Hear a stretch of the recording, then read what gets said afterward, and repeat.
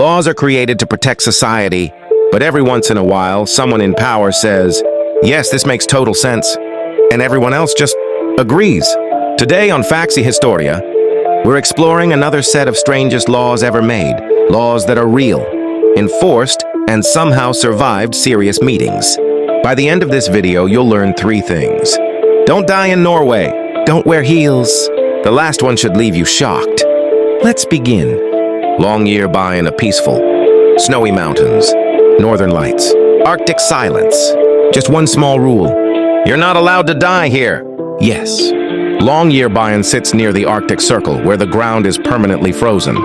That frozen ground doesn't just stop plants from growing. It stops bodies from decomposing too. When residents noticed that bodies buried decades earlier looked strangely preserved, scientists investigated. What they found was unsettling.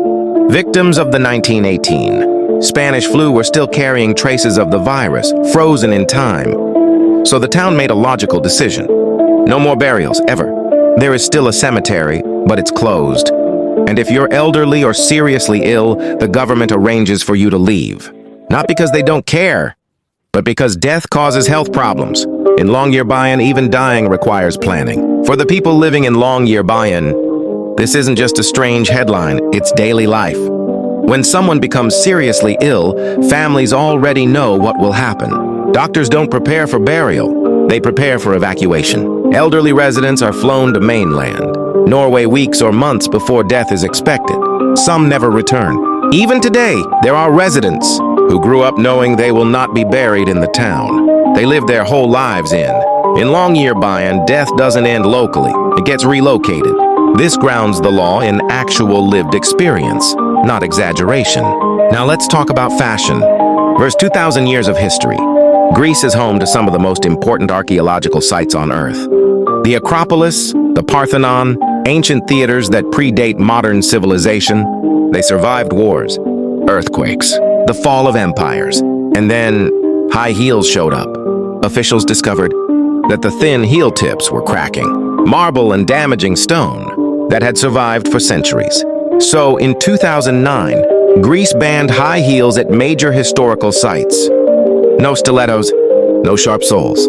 You can walk where philosophers once stood, just not dressed for a fashion show. It turns out ancient ruins can survive armies, but not modern footwear. Before the ban, site guards and conservators were already seeing the damage. Small cracks appearing where thousands of tourists walked every day. Marble dust collecting along popular paths. The damage wasn't dramatic, it was slow. Invisible to visitors, but obvious to historians. A single high heel can apply more pressure to stone than an elephant's foot. Multiply that by thousands of tourists a day.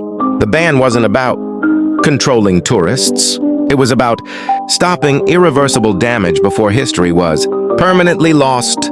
And finally, a law that doesn't end at death. In Tibetan Buddhism, high-ranking monks are believed to reincarnate after death. For centuries, this was a spiritual process guided by tradition. In 2007, China introduced new regulations. According to the law, monks must receive official government approval before reincarnating. Yes, before reincarnating. This means spiritual leaders cannot return to life without state permission. Because control over religious influence and political stability. So now even the afterlife involves bureaucracy. Imagine dying peacefully, only to be told your rebirth application is under review. These laws prove something important. Common sense doesn't always survive legislation. So remember, don't die in Norway, don't wear heels in Greece, and don't reincarnate without permission. If this video made you question reality, like, subscribe, and turn on notifications for Facts and Historia. Tell us which law shocked you the most.